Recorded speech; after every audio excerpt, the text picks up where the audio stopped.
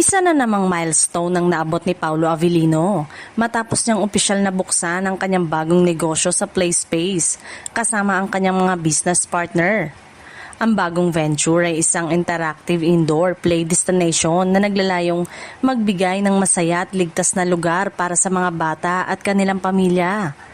Matatagpuan ang PlaySpace sa Ayala Mall, Vermosa sa Imus, Cavite. Naganap ang opening at blessing ng establishmento sa presensya ng pamilya, mga kaibigan, business partner at ilang supporters ng aktor na nakiisa sa pagdiriwang ng kanyang panibagong tagumpay. Nag-aalok ang PlaySpace ng iba't ibang interactive at creative PlayStation kung saan maaaring maglaro, matuto at mag-enjoy ang mga bata.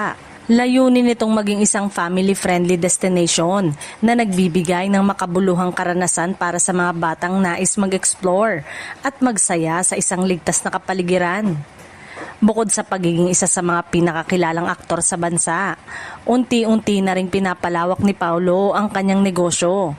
Ipinapakita nito ang kanyang hangaring mag-invest sa mga proyektong may positibong epekto sa mga pamilya at komunidad.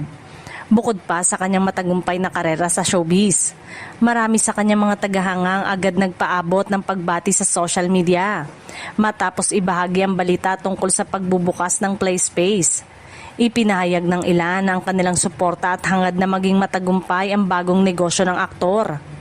Sa kabila ng kanyang abalang schedule sa industriya ng entertainment, patuloy na pinatutunayan ni Paulo Avellino na kaya niyang pagsabayin ang kanyang karera at pagiging negosyante.